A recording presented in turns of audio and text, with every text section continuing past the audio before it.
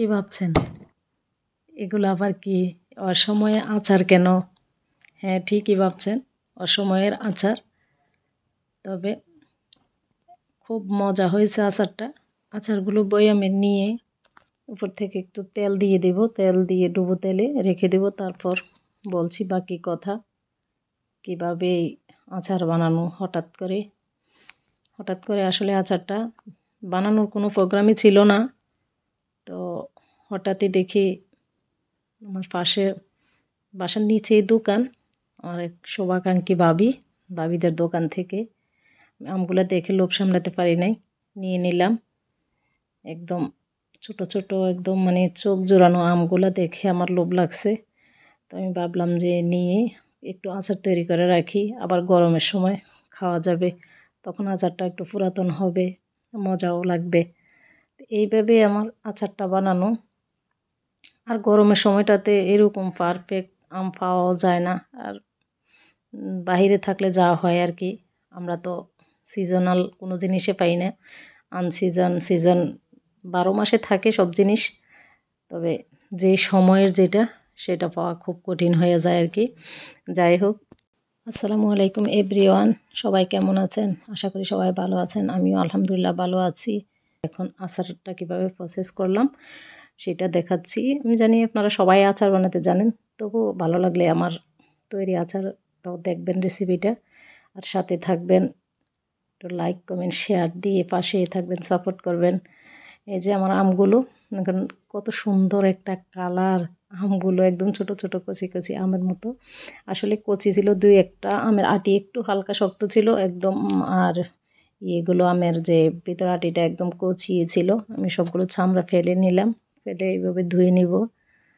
ধুয়ে পানিটা ফেলে দিব। যে ধুয়ে পানিটা ফেলে আমি এখন ফেলে দিয়েছি। এখন আমি এই কেটে নিব।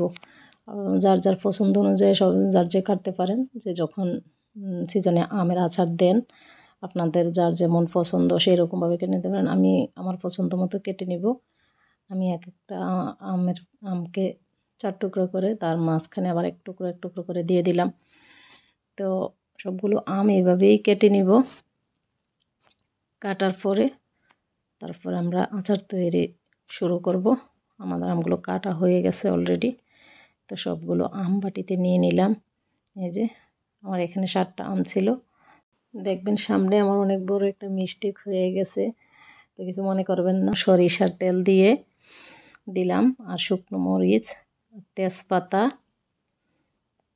আর দিয়ে দেবো একটু রসুন, থেতলিয়ে নেওয়া রসুন দিয়ে হালকা একটু করে নেব, একটু ভেজে নিব। নেওয়ার পরে আমার অনেক বড় একটা ভুল হয়ে গেছে। কিভাবে আমার ক্যামেরাটা অফ হয়ে গেছে না ভিডিওটা কিভাবে সেভ হয় নাই আমি বুঝতে পারি নাই। তখন আমি একটু আস্ত পাঁচফোড়ন দিয়ে দিয়েছিলাম। দিয়ে আর একটু নাড়াচাড়া করে আমগুলো দিয়ে দিলাম। আম দিয়ে একটু হলুদ গুঁড়ো মরিচ গুঁড়া দিলাম, আর এখন লবণ দিয়ে দিলাম। তো আমগুলো দিয়ে আমি সাথে সাথে একটু হলুদ গুঁড়া মরিচ গুঁড়া দিয়ে দিয়েছি। মরিচটা তো অবশ্যই দেখছেন, হলুদ গুঁড়াটা দেওয়ার সময় স্কিপ হয়ে গেছে। আমগুলো যখন ঢেলে দিলাম তখন স্কিপ হয়ে গেছে। তার আগে আমি একটু আস্ত পাঁচফোড়ন দিয়ে দিয়েছিলাম। এই তো, আর এখন বাকি প্রসেসটা করব।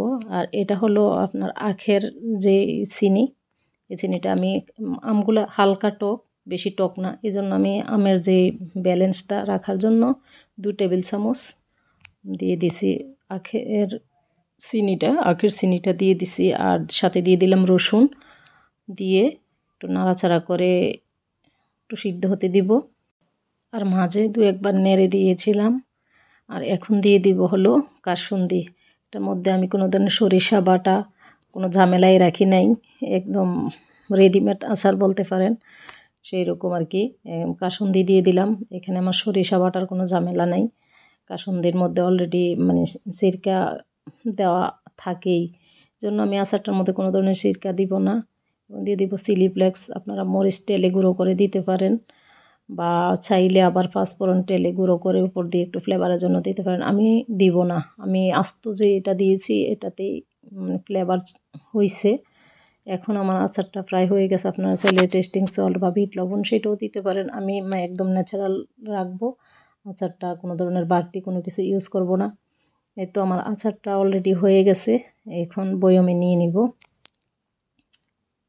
আচারটা ঠান্ডা হয়ে গেছে, আচারটা ঠান্ডা হওয়ার পরে বয়মের মধ্যে নিয়ে নিলাম। এই তো আচারটা নেওয়ার পরে আমি অনেক ভালোভাবে একদম সরিষার তেল দিয়ে ডুবো ডুবো করে দিয়েছি, তখন এই আচারটা আপনার নষ্ট হবে না, অনেক দিন রেখে খাওয়া যাবে। এখন বয়ামের মুখগুলা একদম টাইট করে লাগিয়ে আমি রেখে দিব। রেডি হয়ে গেল টক ঝাল আমের আচার। সবাই ভালো থাকবেন, আমার পেজের সাথেই থাকবেন।